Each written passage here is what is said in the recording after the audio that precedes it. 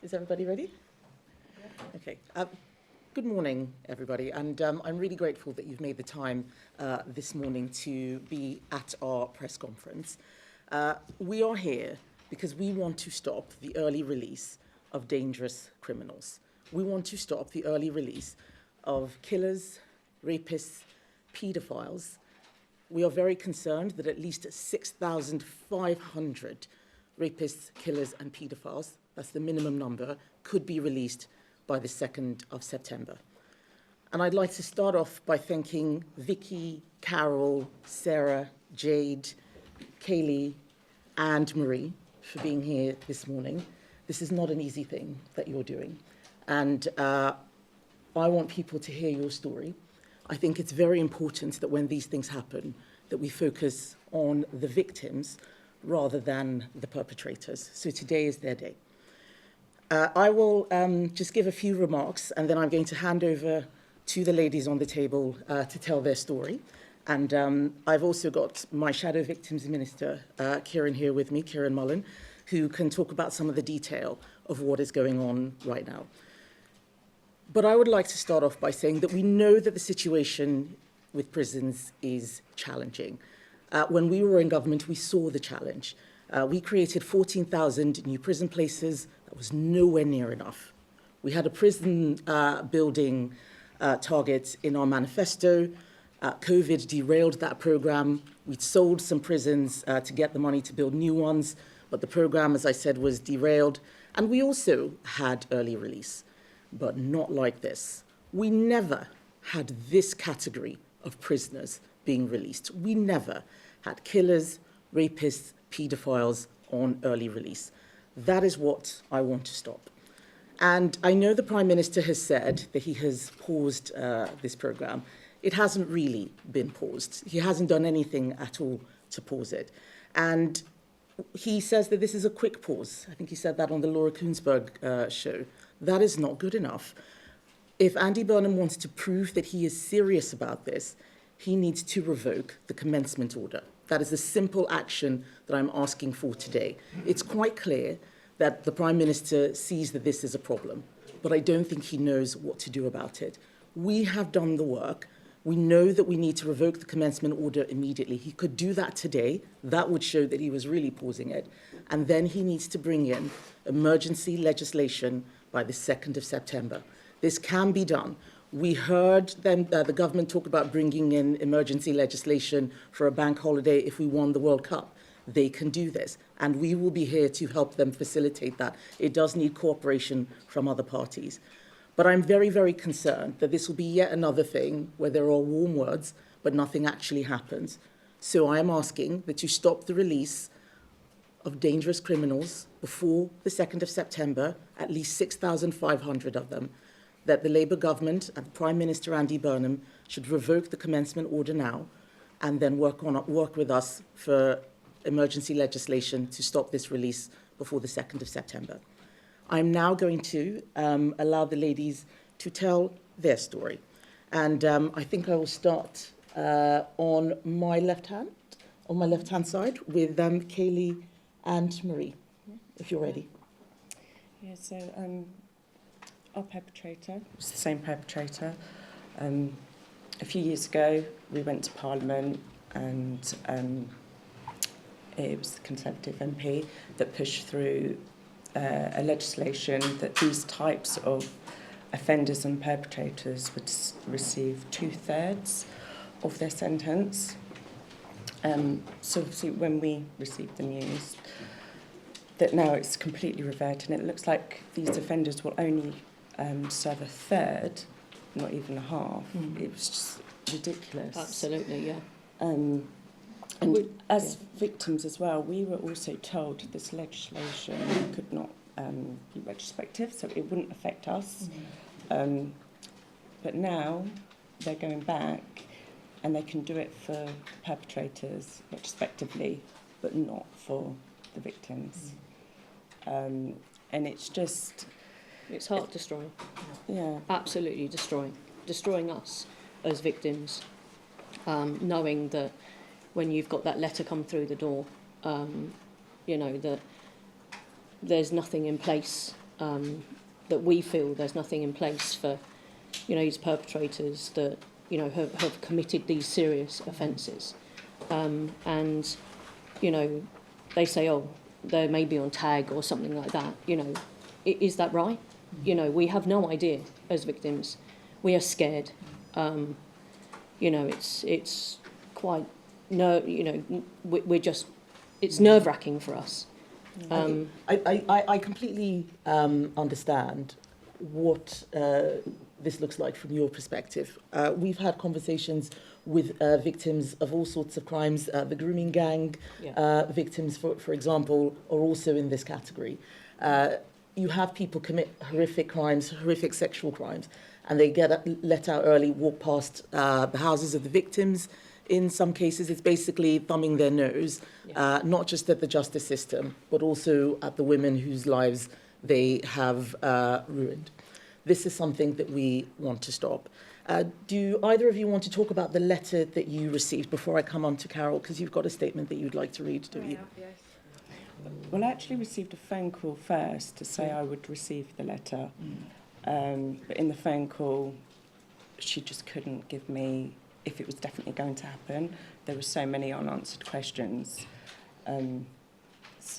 Uncertainty. Yeah. There is lots of uncertainty around the whole thing. They couldn't give us any times, dates, or anything like that. So exclusion zones. Exclusion zones. Giving us time to, maybe go back to court for any sort of, putting anything in place so we can be safe. So, my family can be safe. Yeah. That's what I want to get out here today. It is us as victims. Are we safe? And I don't think we are. So it's a painful reminder that our fight for our voices, our fight for the justice system, the fight through the court. Yes. It's horrific. It's constant. And it's constant. And yeah. it can be so easily diminished by this government. It's not right. Thank you both. thank you. Carol. Thank you. Incest is rife in the UK and not enough is being done about it.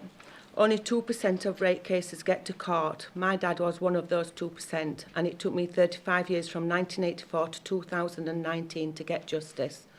The judge said that the depravity of his crimes and the effect on me warranted the 20-year sentence. He raped me nearly every day for over 2 years and beat and groomed me from birth. So the sentence already does not accurately reflect the depravity. Instead of serving 50% of his sentence in prison, he will only serve 33. Every minute taken off his prison time is a minute added to my fear and anxiety and a trigger for my complex PTSD. I will be forever looking over my shoulder and wondering if he is there whenever I step out of my door.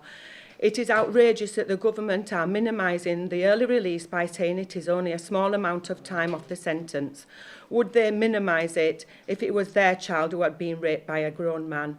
For 35 years, he called me a liar and a fantasist. He lied all the way through the trial and denied his guilt. He will never be sorry and stop lying. No risk review or risk assessment is going to keep me safe from my dad. I fear his revenge because he has already threatened to effing have me in 2017 if I don't keep my mouth shut and stop exposing him for what he did to me.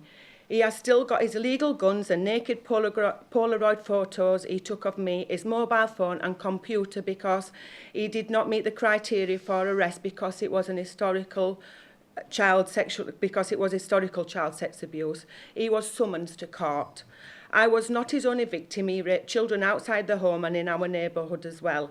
Even though he is an old man, he is a violent predator who is still a danger to the public in general. Innocent children should not have to live their lives. Innocent children should not have their lives stolen anymore. Reducing the sentence is stealing my justice. They will say my dad is an old man and not a risk. He was not an old man when he was raping me. He did the crime. He should serve the time. Do not let him out early. Carol, that was an extremely powerful statement. Thank you so much. I can't imagine how difficult that was for you to read that. And I want to thank you for your bravery, because it's really hard for people to come out in front of all the cameras and say what you just did. But I think this highlights the seriousness of what it is that we are talking about today. This isn't just shoplifters or people who are driving dangerously. This is people who should be in prison for a very, very long time. And there are solutions, which we're going to talk about in a moment, on what we can do. But I think if we're going to get justice for these women, then many of these people should stay in prison. Sarah? Yeah, so I received the letter about 4 weeks ago. And I'm not saying that my case is any different to anyone else's. It's just the simple fact that we're talking about child abuse and rapists. So when I received the letter, I felt sick to my stomach. And then about a week later, I had a phone call with the victim liaison officer. And she turned around to me and said that it affects 2 out of 7 of my perpetrators. One perpetrator, Maury, was sentenced to 19 years in September of 2025. And Hussein was sentenced to 20 years just February, just gone, so only 4 months ago. And the realisation that they could be out in either the next 5 to 6 years is just astonishing. I can't find the real words for it, because it's just so damn right disrespectful, not just to us as children, but also to us as fully grown adults. We didn't want what happened to us, but we did want justice. I fought 11 years for that justice. I went through 3 criminal trials, and now I feel like I'm having it snatched straight back out of my hands. I don't see the fairness. If we're saying 9,000 survivors and victims have received this letter up and down our country, and let's just say, for instance, each survivor has 2 perpetrators, that's 18,000 dangerous offenders back on our streets in the space of 6 years. Now, what are those 18,000 offenders going to do? We cannot monitor them with a tag in. We can't rehabilitate paedophiles. Paedophiles will never be rehabilitated. I just don't see how this is coming into power. And the pause, I welcome the pause, but the pause is just that. It's just a pause. It's not saying, OK, we're going to exempt. All it's doing is it's giving us more time and more breathing space. And it's not fair. We need to exempt all these dangerous offenders. I'd prefer a thief on the streets than someone who's going to rape another child. I completely agree. I completely agree. And there hasn't really been a pause. A pause until September for people who are not coming out until September is not a pause. The government is saying that they want to review. They've already had a review. It's time to make a decision. And this is what I want to highlight today. I'm not, as leader of the opposition, going to let the government get away with telling people things that are actually misdirection. We do need to sort this out. Jade. Yeah, so I was raped as a child, and I received an email to tell me that my perpetrator was going to be released under this new scheme. And to be honest, to begin with, I didn't actually think that it would apply to mine, because he hasn't even been in prison for 2 years. It took me 10 years to come forward, and that took everything within me. And now we're having to fight again, and I'm having to fight again. I'm fed up of being silenced and being made to feel like us survivors don't matter and we come second to these people, because we don't. They have ruined and changed our lives, and we deserve so much more than what this government has given us by doing this scheme, because it's not acceptable. It's just causing more trauma, and how long can we fight for? Like, how long do we have to fight for to be heard and to be understood, and for the people to do the right thing by us, because we don't deserve this? Thank you, Jade. Justice for victims is at the heart of this policy. This should not be a party political issue. There is clearly a problem that needs solving, and what I want to do is help solve it. But if we just misdirect or delay or review, it's basically not taking a decision. That's what we want to fix. And then the final person is Vicky. Vicky, are you ready to come in? Yeah. Please. First of all, I would echo what you just said about it being not a party political issue. And and I'm sure every other survivor on this panel will agree, that we are all kind of tired of hearing the back and forth between political parties, and we just want a resolution now. For me, I went to the police 36 years after my abuse happened. I got caught in the court delays, had to do a victims' right to review to get my convictions. So to receive the letter that I received on the 24th of June, I didn't even believe it to start with. I didn't believe that it was meant for me. I thought it was a circular that all victims were getting because it was so impersonal.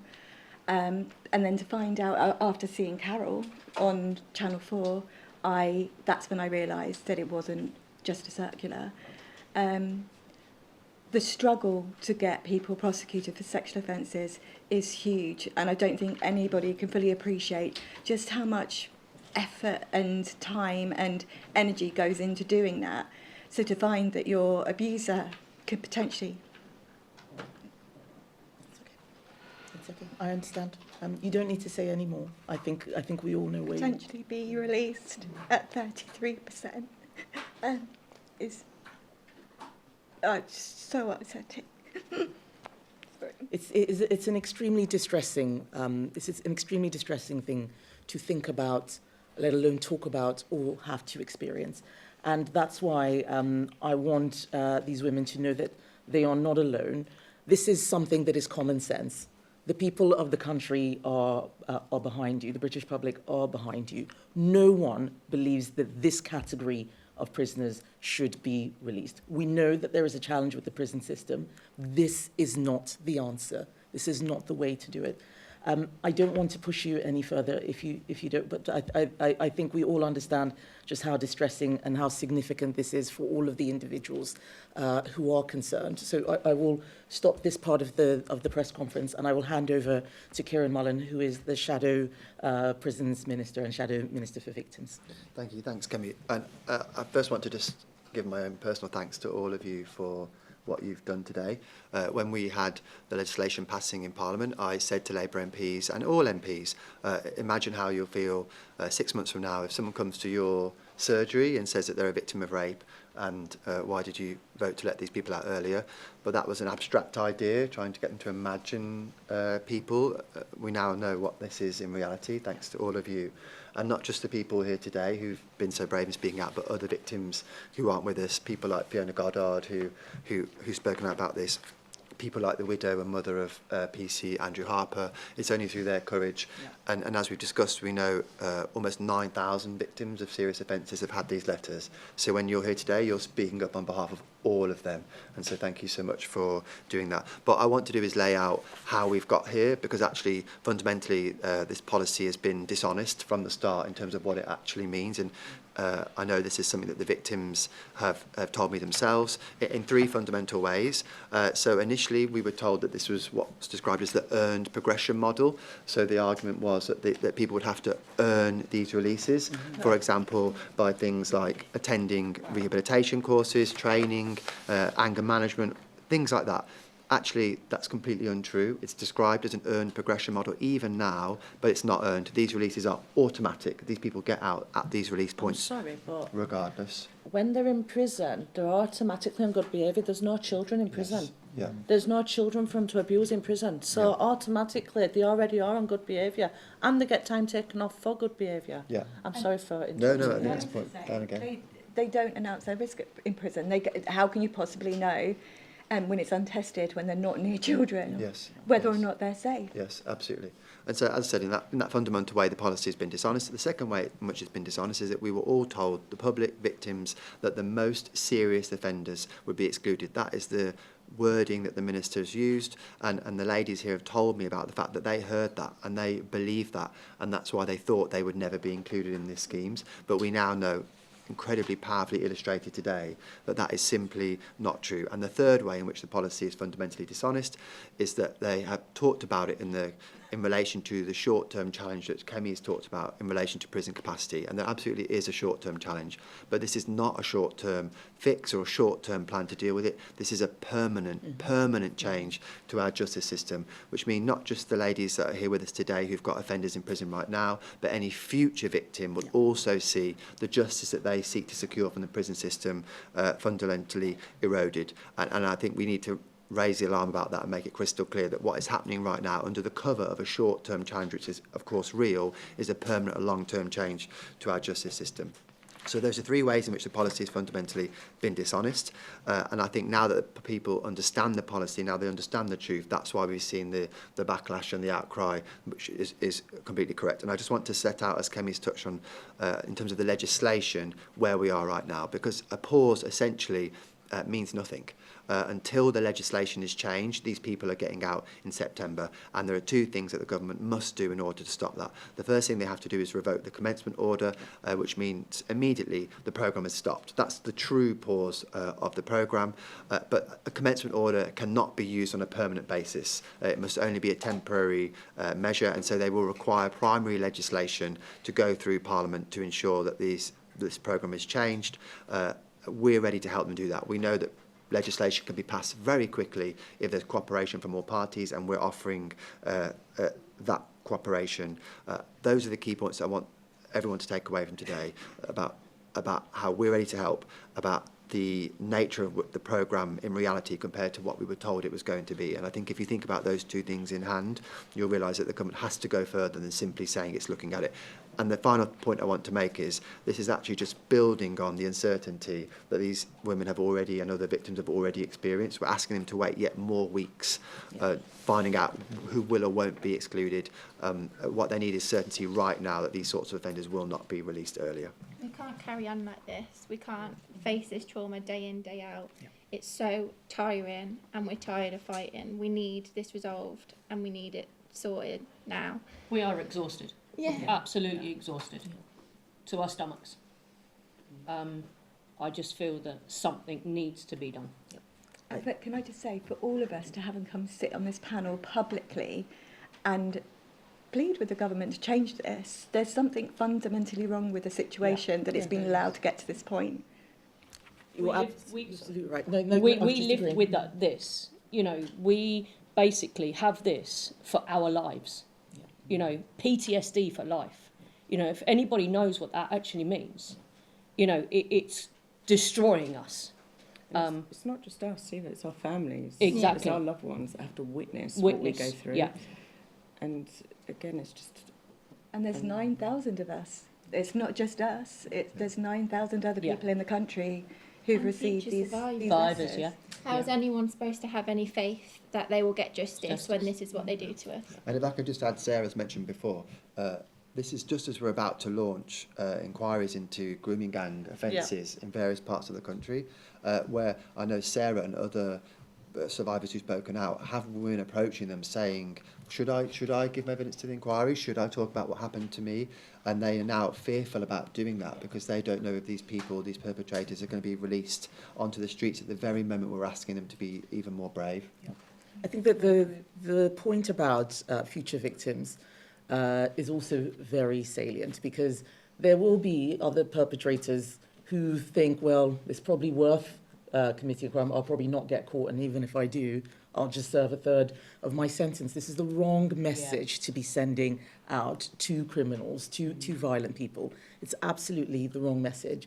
And I'm just, thankful, Marie, because you've made a point which I hadn't made. Thank you. Which is that this is a life sentence for you. Absolutely. They only get sentences of 20, 30 years. Even most life sentences are not whole life sentences. It's the victims who have the life sentences. And that is why it is really important for all of us, whatever political party we're in, wherever we are on the political spectrum, to put the victims first. It is really critical.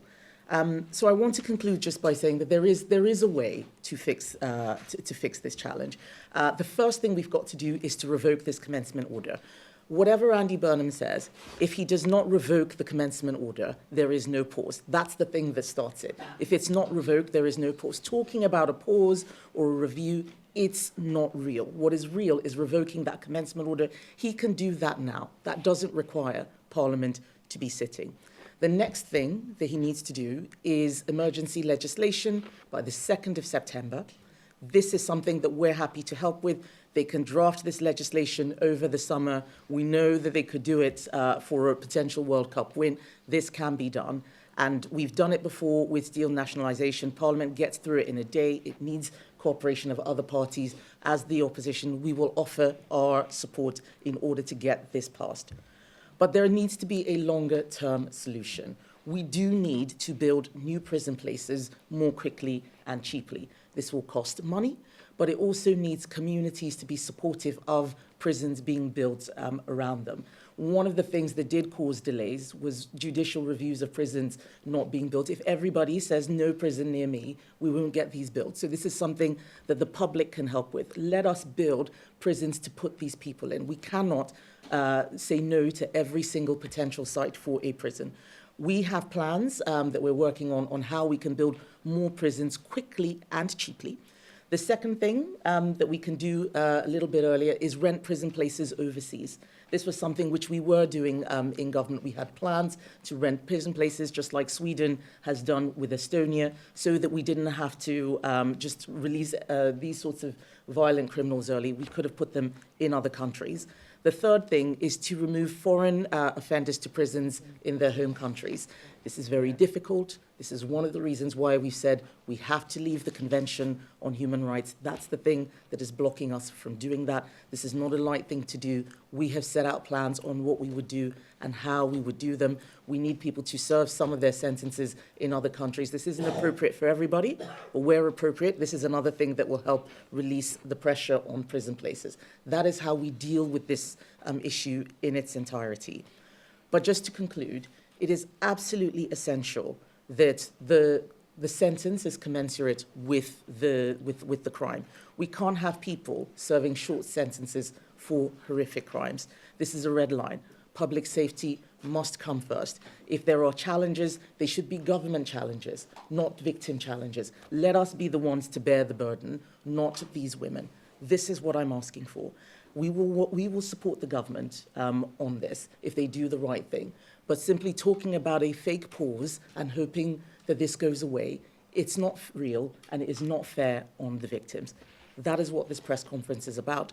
I'm very grateful to all of you for speaking out, because this is an incredibly difficult thing to do. And I'm grateful to everyone who has turned up to listen, and to those who are watching. We can get this done. It requires seriousness and focus, and we are ready to play our part. Thank you, everybody. Thank you. Thank you. All right, I think I have some questions from the media. Ladies, are you happy to answer questions if you get any? Yes. Yes? Yeah. All right. We'll start with Tom Harwood from GB News. Thank you. Kemi, you mentioned 3 different ways in which you want to tackle this issue, all of which seem to be fairly long-term, whether that's leaving the ECHR or indeed building new prisons. Earlier in this press conference, you mentioned you would be happier to see dangerous drivers and shoplifters released early than you would sexual criminals and violent sexual offenders. Does that mean that you would accept a compromise with this government, that shoplifters and dangerous drivers would still be getting out after just a third of their sentence? And in addition, if I may, yesterday the Reform Party reported the leader of the Green Party, Zach Polanski, to the police over sharing a picture of someone wearing a T-shirt with a picture of a guillotine and a reference to Nigel Farage on it. Do you agree that that picture on Instagram should be a police matter? And do you have any comment about that incident? All right. So I think we only need to listen to what Vicky and Carol said on your first question. Of course, we would rather no one had early release. I'm not pretending that there is no challenge. There is a challenge. If you do have to release people early, release shoplifters, not paedophiles, rapists, or killers. This is just common sense. I'm offering a common sense solution. And I'm not here to say that everything that happened under Conservatives was perfect. We also had early release schemes, but we never, ever released this category of criminals. We never, ever released rapists, paedophiles, and killers early. That is what is, quite frankly, obscene about this early release scheme. And I feel so strongly about it, but it is not, this morning is not my place. It is really for these ladies to have their say. I think it is obscene. This is not the category of offender that should be released. So if that is the compromise, as you described, Tom, for much more minor crimes, then yes, of course. You asked a second question about Zach Polanski and Nigel Farage and something on Instagram. I will confess I haven't seen it, but there should be no incitement to violence of any sort. I don't know what level it was at for a police matter, but just listening to what they are talking about and what we're talking about. Like Zach Polanski and Nigel Farage are spending too much time on Twitter and Instagram and not spending enough time talking to real people with real problems and dealing with a fundamental issue that could see the release of 6,500 dangerous criminals on our streets by the end of the summer. That is obscene. It is not something that we should take lightly. That is what I wish they were talking about instead of whatever petty squabble this is. But thank you, Tom. Carl Dinnan from ITV, please. How many places do you seriously think you could rent in foreign prisons? Because this is a problem that's happening now. I mean, the prisons here are full. You would need thousands of places within months were you to come to power. So, Kieran, I think this is Yes. one that Yeah, sure. you have more of the details, so I'll let you start. I think that's why Kemi's pointed quite reasonably to a variety of options, because obviously those things would be subject to negotiation. But if we're talking about, for example, hundreds of additional spaces, there are hundreds of rapists, for example, that are going to be released after this. So it's where you find the room, and that's why we haven't said that we would oppose any programme to help manage prison capacity crises. It would be a mixture of solutions that over time would balance out. So in the short term, you're right to say that that isn't going to be a huge part of the solution in the very short term, but in the longer term, it potentially could be. I think it's whatever mixture works. One of the challenges we've had in scrutinising this issue is, of course, the government, even now, the government won't tell us how many of each of these offenders are due to be released. So you ask that question, the government won't tell us what we would have to secure in order to achieve that. All of the figures that you see reported in the press are figures that either we've had to calculate or the press themselves. For example, the Telegraph did some excellent work calculating some of the figures. So that makes it extremely difficult. And I think that's another thing that government, it's just totally unacceptable to be leaving the public and opposition politicians and even their own MPs in the dark about who they're actually planning to release. We don't know right now for sure how many spaces we would need because the government won't tell us. Thank you. What I would add to that is just that we know that this is a difficult issue.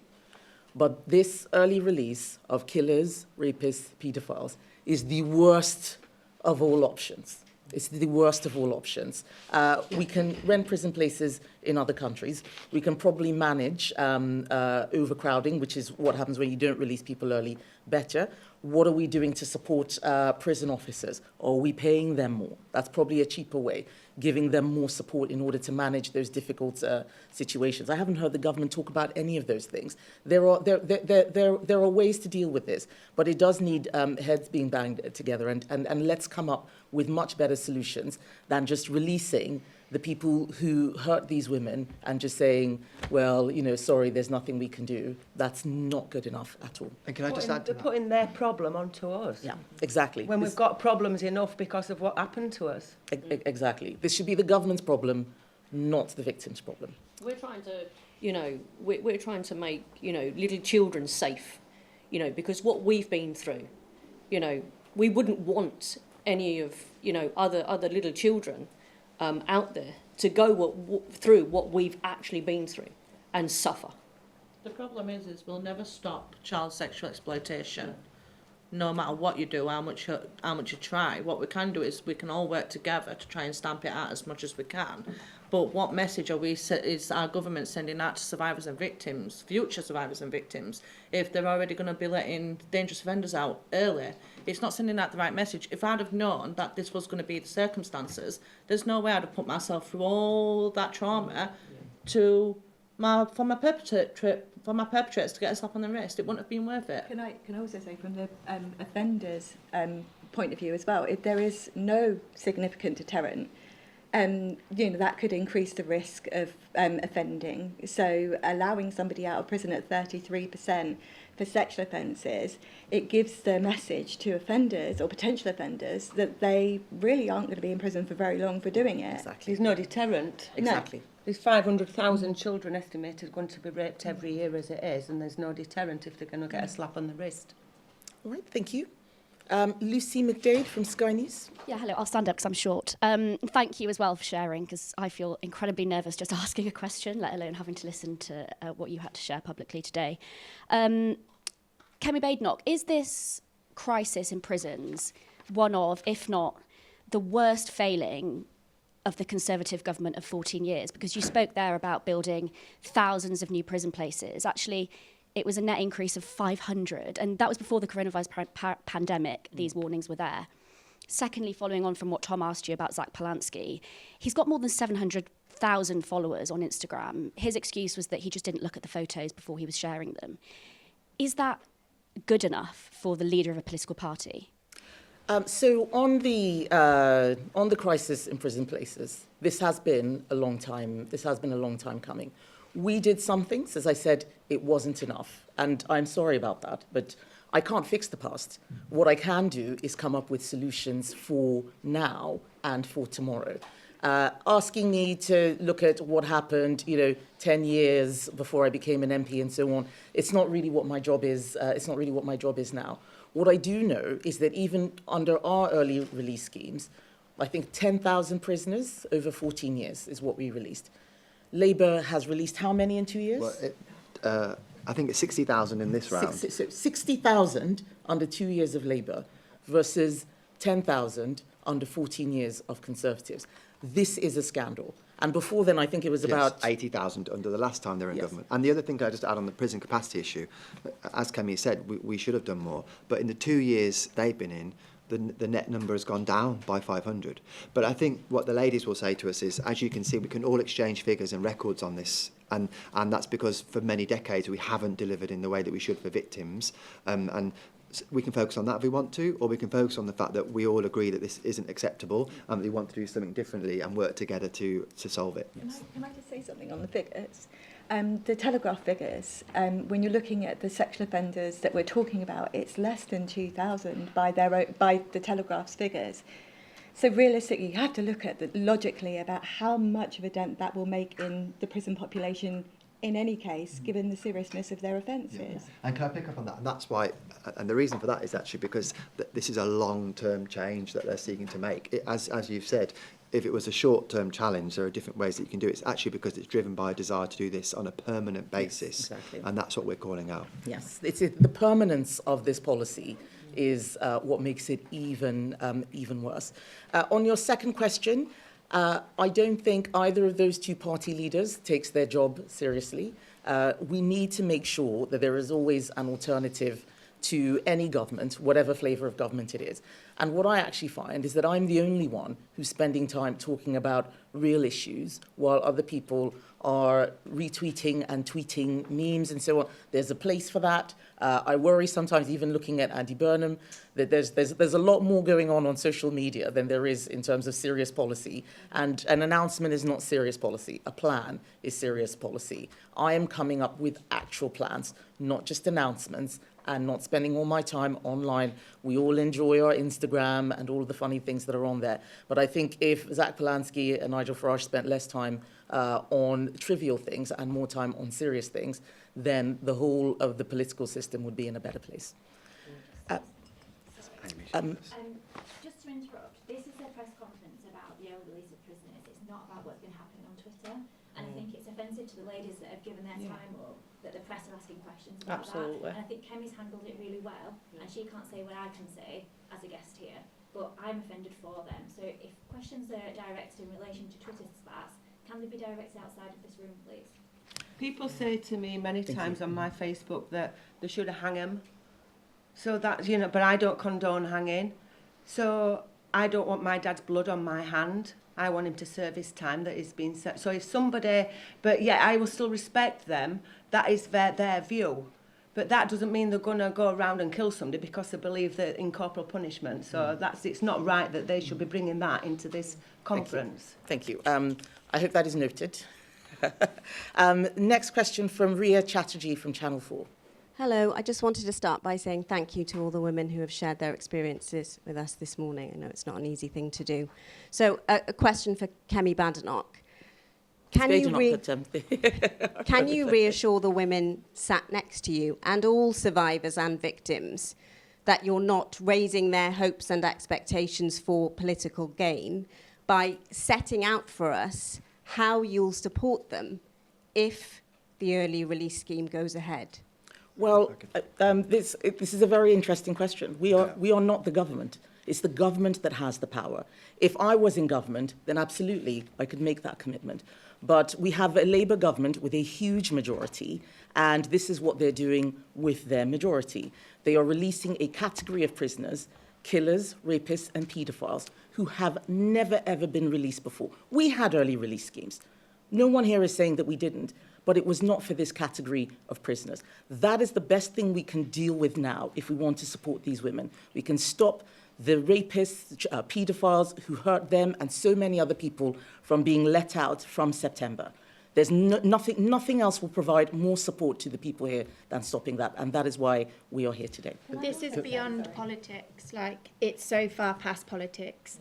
It's literally a matter of right and wrong and saving our country. Letting these people out is the worst thing that could possibly happen for our communities, because they will reoffend. We know the reoffending rates.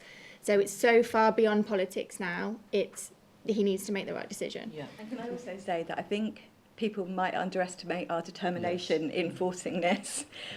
We do plan to keep fighting until they change this law. My particular offender is due to be released within the first, set of people being released. So I won't stop fighting, even if he does get out. So, although we're getting reassurances, we're not going to stop. We're using the platforms that are hearing us and listening to us, and that's what we have to do, and that's what we are here to do. It's not politics. Thank you. And can I just add to that?